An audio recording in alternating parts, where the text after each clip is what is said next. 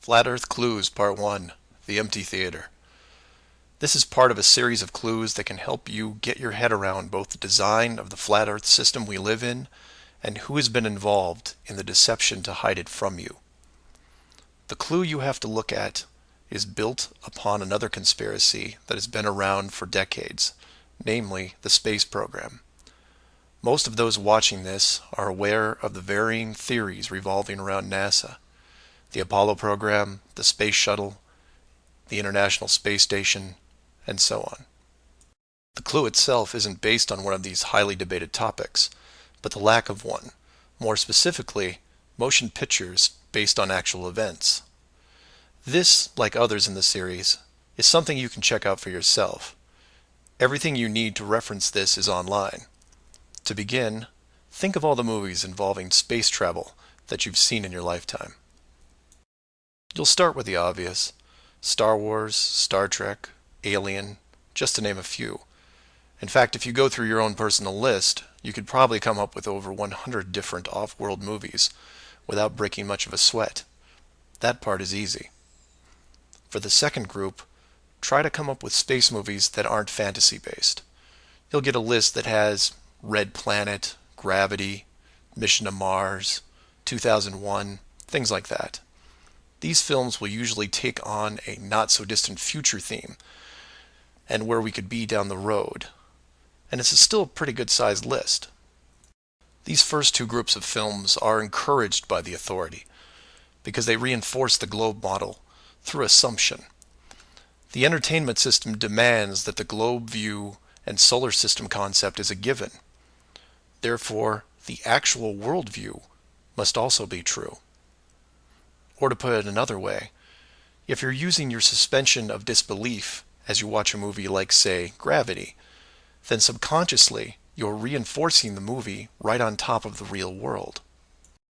The more of these movies you watch and enjoy, the more the lines blur between what you want to believe and what you actually know. Watch enough movies about Mars, and you will be less astonished when NASA announces an actual mission to Mars. Same with the moon, other solar systems, and so on. Releasing the movie 2001: A Space Odyssey in 1968, right before the actual moon missions, was no accident.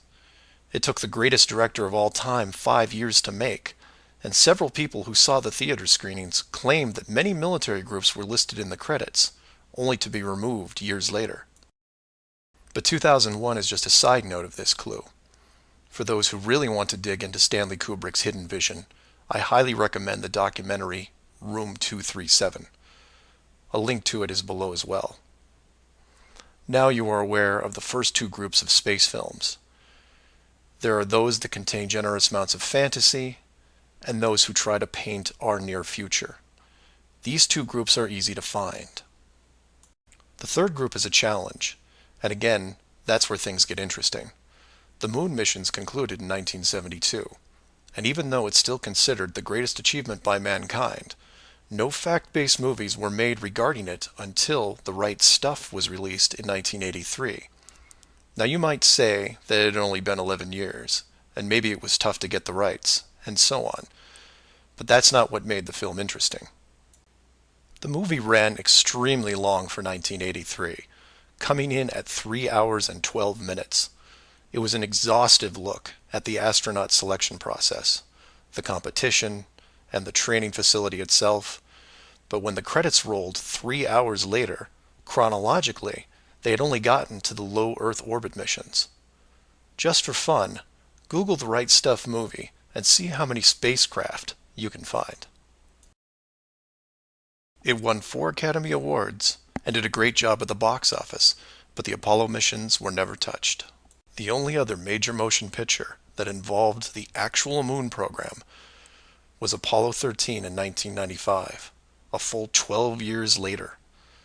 Apollo 13 only covered a single moon orbit and no landing or close-up reference to the previous missions below them. And after 1995, that was it. Nothing. Hollywood is known for leaving no stone unturned, with reboots and sequels to nearly everything. Yet in almost 60 years, there has never been a single moon mission movie based on actual events. Hundreds of science fiction films reference in it.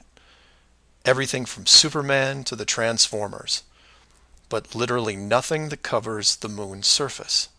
6 complete moon missions involving multiple vehicles, moon buggies, playing golf, and no one wants to touch it. Now, to be fair, there was a TV miniseries in 1998 covering the subject. It was produced by Tom Hanks, who got involved after starring in Apollo 13. There has been no professional production of any kind since then.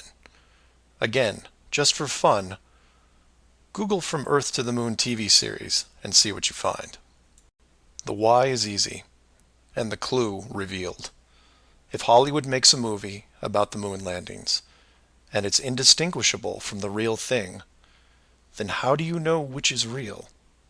It raises some subtle questions involving stage technique and how long they've been in place.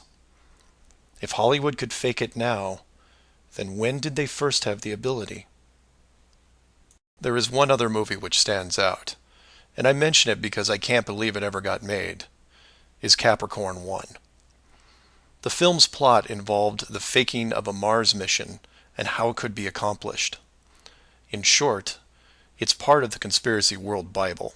I highly recommend it, and the link is below. To summarize, all space movies are encouraged by the authority, except for the ones that are based on actual accounts. Those are not allowed. The moon program has been buried in entertainment because the moon cannot be reached. It's either outside the barrier or just a highly rendered image, like any planet you see when entering a video game. The world is flat, and this is just one clue. So do some of your own research and ask questions. Please feel free to email me at msargent23@comcast.net or 303-494-6631.